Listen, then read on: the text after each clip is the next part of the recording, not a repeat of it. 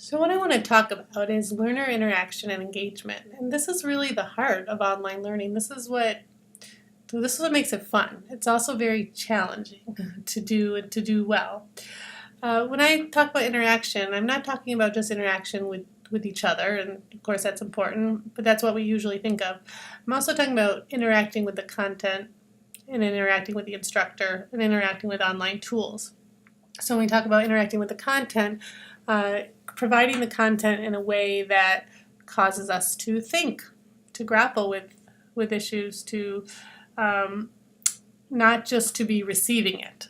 If you refer back to the video I posted in the last section about providing physics videos in a way that are confusing, actually showed better learning outcomes. Why? Because the students were more cognitively engaged with the content.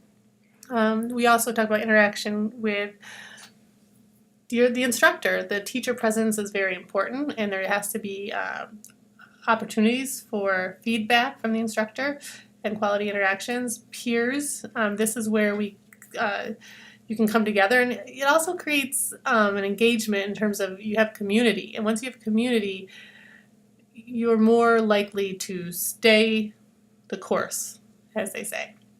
And then there's the interaction with the online tools. So we have a bunch of online tools at our disposal now, and what is the interaction like for students?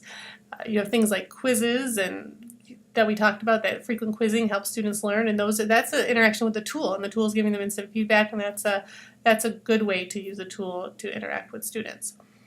And we know that engaged students, we get better outcomes. So how do we create these effective online interactions? That's what we're going to be looking into over the next few weeks and grappling with and experimenting with, and I find it's an ongoing challenge. I won't say struggle, I'll say challenge, and I enjoy it, but I always can learn more. I can always do it better, and I think I have something down with one group of students and then it doesn't work with another group of students. So when it works well, it's so gratifying. So, stay the course. So the tool I'm going to talk to you guys today about is discussion forums. And I know this sounds really basic, but discussion forums really are the heart of online courses, especially ones that are facilitated in a learning management system such as Moodle. But also, I see teachers using Google Plus communities, using Facebook or other tools to discuss things online. So I'm going to focus on discussion forums for the purpose of this little talk, but a lot of these points can be extrapolated to other tools. So why is interaction important? Well, it's an opportunity for community building, and in many courses, I'm a language teacher, so if I don't have a community built, my students aren't going to feel safe taking risks.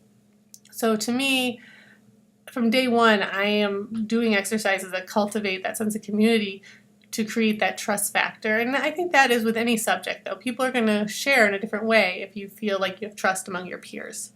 It also creates student-centered learning. It moves the teacher from in front. If the student's interacting with all of these different levels, with their peers, with the content, with the software, the teacher's there, but more the guide on the side role. The social construction of knowledge, and this is referring to constructivism.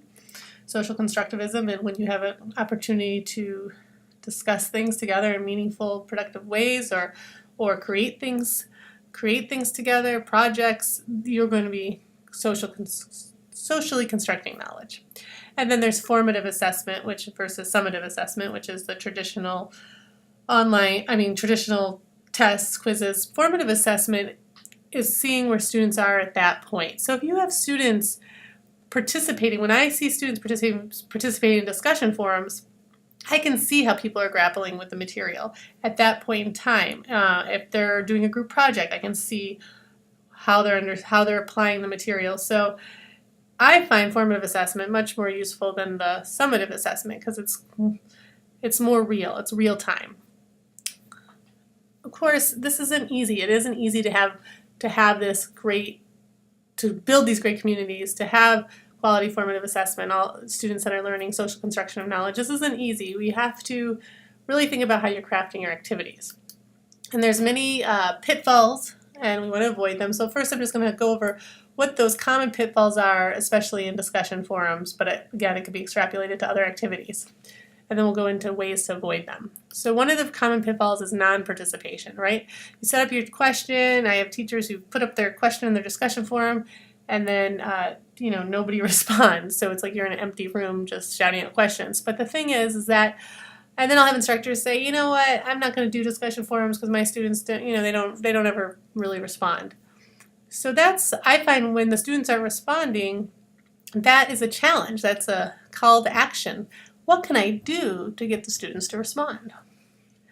Another common pitfall is the silo effect. So that is, you pose your question, and every, one student writes their answer, next student writes their answer, next student writes their answer, but no one's actually interacting with each other. And that is because, sometimes if you don't tell them they have to interact with each other, sometimes students just won't. So you have to create, not just by making a rule like, oh, you have to respond to each other, but creating an activity that requires people to interact and respond to each other. Another common one is the echo chamber. It's when you pose a question in your discussion forum, and then everyone yodels the same answer. And usually that's going to happen because you're asking a question that is not a higher level order thinking skill. It's something like maybe summarize what happened in this battle in World War II. Well, if everyone's reading the same content, the summaries are going to be pretty much everyone just giving a little blurb of the same information, and it's really not going to be that interesting to read, and it's not going to really call for different answers. But if you're asking questions that require higher order thinking skills, compare and contrast, synthesize, give your opinion, bring yourself into this, the answers are going to differ. So you have to look at, if you're getting a lot of repetitive answers, how can you ask a question that just won't do that? Another common problem, flat responses. When people are just responding like, there's no passion. Again, you have to look at the question. Are you asking things that are going to bring on passion, that are going to be directly drawn to the people's lives that you're talking to, your students? They need to be able to make connections to their lives and make it meaningful. Otherwise, those responses are going to be dull. So what can we do to avoid these pitfalls? So I've identified 5 things to consider when using discussion forums with your students, but again, this can be used with many different online tools. One is creating community. Now, the quality and depth of conversation improves when people have a higher level of comfort with each other.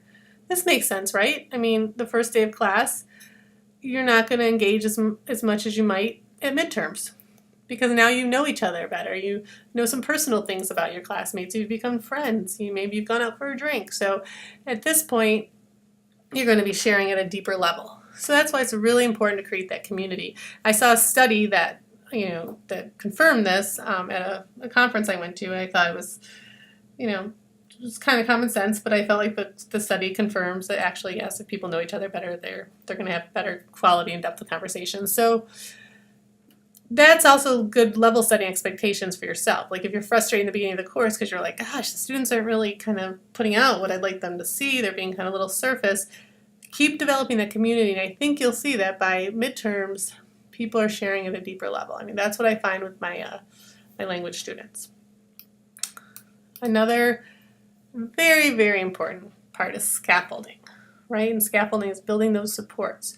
So the first time I, was teaching a blended language course, I was so excited. I had my discussion forums, and my students, they really just did not know how to participate in a discussion forum. Sure, they're on Facebook and they're emailing and they're maybe tweeting, but they have not, in an academic way, participated in a discussion forum. And I didn't provide enough guidance around that. I also didn't provide enough emphasis that this was a very important part of my class. So what my students tended to do was like, okay, the online workbook, the MyLab, that looks a lot, a MyLab like a Pearson software that looks a lot like their traditional workbook. This must be the most important.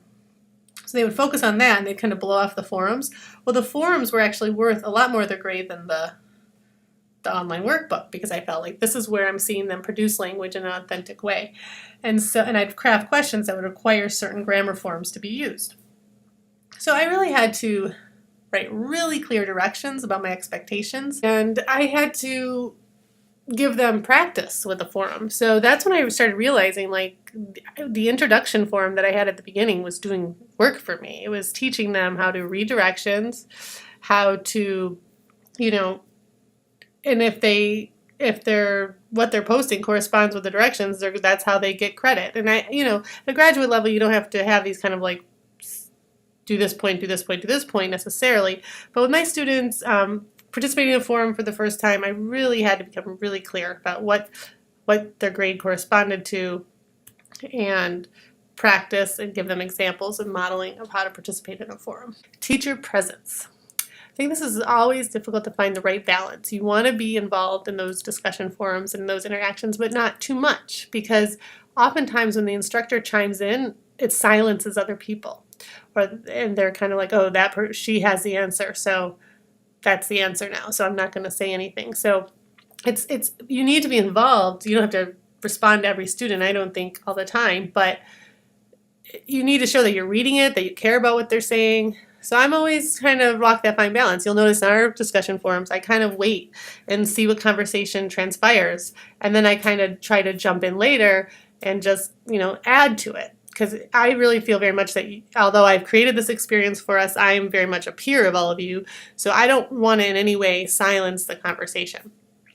Assessment. So when you're doing an interactive activity online, and you have to think about how are you going to measure it and be clear with the students about it as well. So are you going to use a rubric? Are you going to have certain measurable goals that are going to come out of the activity? Are they doing a project? Are they in the discussion forum? What are you looking for? So is it just that they post 3 times, or is it there a certain quality that you're looking for? And I think a lot of times with students, you have to really let them know, like, I ask this question because I'm looking for you to demonstrate some kind of learning in your response, not to just have a conversation. That comes back to kind of the idea that discussion forums are an academic conversation. Structure. So how are you going to structure the forum? Like if you have a large class, I really encourage people to put people in small groups, because it's very overwhelming, as you probably know, that if you are in a large class discussion, every time you look on, there's just so many posts to read, and you don't really feel like, you can really engage too much with anybody, because it's just like you feel like you should respond to everybody, or you're not really sure what to do. So I find if you put people in small groups, they'll build a tighter rapport, and they'll be able to discuss at a deeper level because they won't feel kind of distracted by so many posts. If you make the activity in the discussion forum task oriented, like by this day come up with a consensus, the students are going to have to go back and forth to negotiate. So that's going to cause them to have to interact. So if there's a task they're completing together. Role plays, taking on the perspective of somebody else in the forum, or jigsaw. Jigsaw is when different people come to the discussion with different pieces of information. So if you're studying a topic and one person's reading one chapter, one person's reading another chapter, one person's reading another chapter, and then they're putting the information together. So each person has some of the knowledge they have to share, so they have to interact. Or creating roles. You can have, and this can rotate, like one person takes the lead in the discussion, one person facilitates it, one person summarizes it, or sometimes there's a person that pulls people back in if the discussion gets derailed. So really thinking about the structure. I think just to post one question at the top and say like discuss and talk doesn't usually yield good results. So how do you promote student interaction in your classroom, in your physical classroom?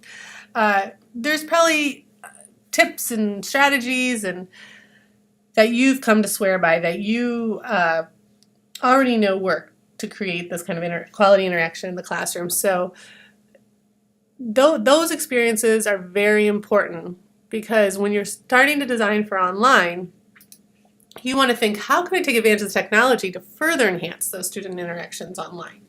And as part of it is you have to break out, you have to really take a cube and look at it in a different way, because you can't do the same thing. So what you're trying to think is, what is the essence of this, and how can I do that online? And it takes a lot of sometimes uncomfortable shifting out of comfort zones to do that. I work with really good faculty who are amazing in the classroom, and they know what they do is good, and they've been doing it for many years, and there's some things that they think are just so important, and those things are important, but when you go to the online environment, it might shift what that looks like. And it's really, you kind of want to just like break everything and then put it back together. I don't know if that's clear, but you really need to it's like when you go to a different culture, you see things from a different angle. And I feel like going into online teaching is kind of like going into a new culture.